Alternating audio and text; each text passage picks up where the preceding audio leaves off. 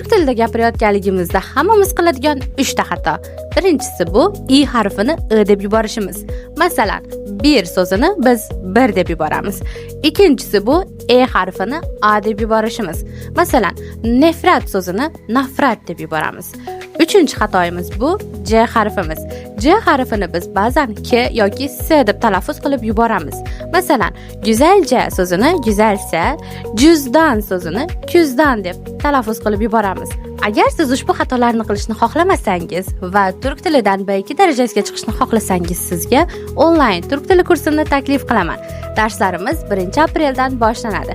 Darslar haftada 6 kun bo'ladi.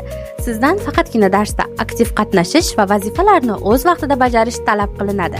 Agar siz ushbu kursga yozilishni xohlasangiz, kurs o'zini menga SMS qilib yuboring. Batafsil ma'lumotlarni sizga yuboraman. Aytgancha, menga podpiska bosishni ham unutmang.